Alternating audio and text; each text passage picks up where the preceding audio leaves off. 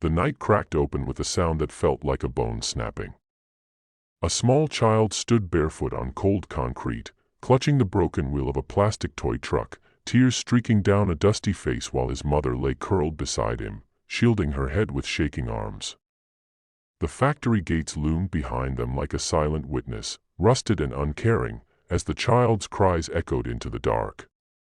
Somewhere beyond the streetlights, engines began to growl, low and distant, like thunder choosing its direction. If you believe in kindness, second chances, and the idea that even the hardest hearts can still do the right thing, please take a moment right now to like this video, share it with someone who needs hope, leave a comment, and subscribe to the channel.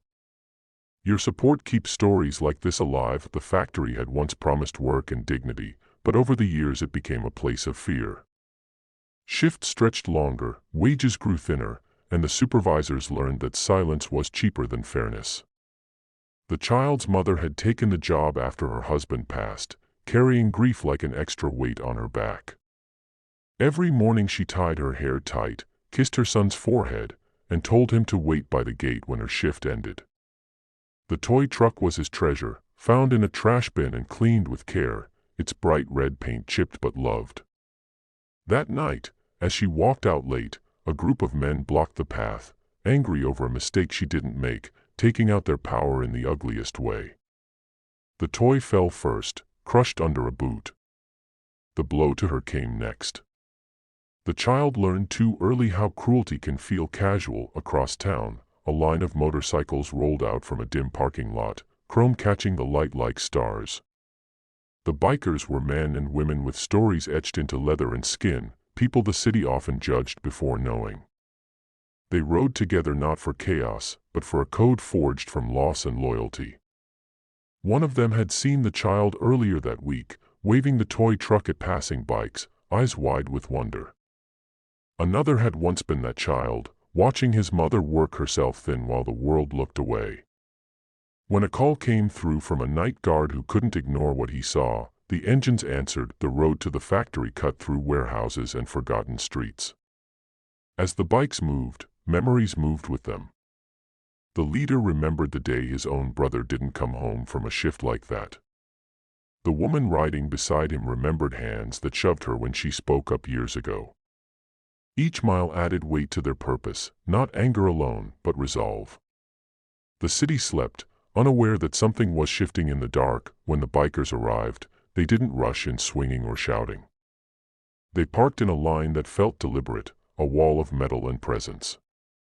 Their silence carried more force than noise ever could.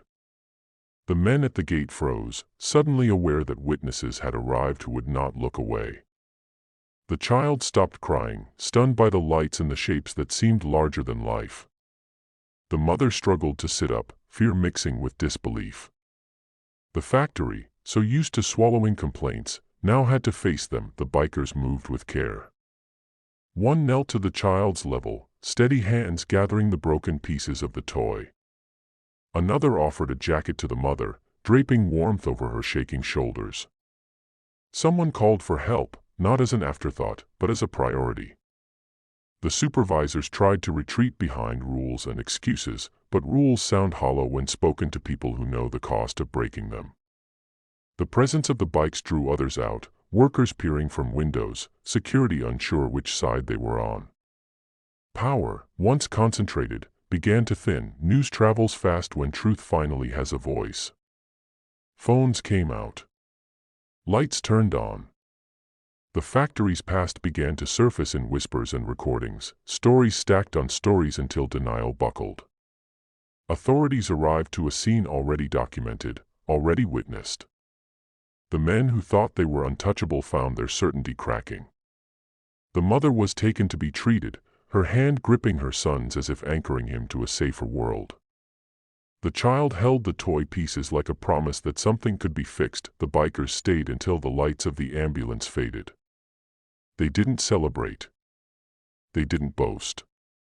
They stood there, a quiet reminder that protection can come from unexpected places. Before leaving, one of them set a small box beside the child, inside it a new toy truck, sturdier than before, painted the same bright red. It wasn't charity. It was respect. Days later, the factory gates were quieter. Inspections came. Changes followed. It wasn't perfect, but it was different. The mother returned to work under new eyes, her voice steadier, her back a little straighter. The child waited at the gate again, holding the red truck, waving at every motorcycle that passed. Some waved back. Near the end of this story, if it has touched your heart even a little, please take a second to like this video, share it, and subscribe. Your engagement helps stories of compassion and courage reach more people who need them. Before the ending, we have one special request. Please comment below and tell us what kindness means to you, or share a moment when someone stood up for you when you felt small. The city kept moving, as cities do, but something invisible had shifted. A child learned that tears can summon help. A mother learned that speaking up can change the ground beneath your feet.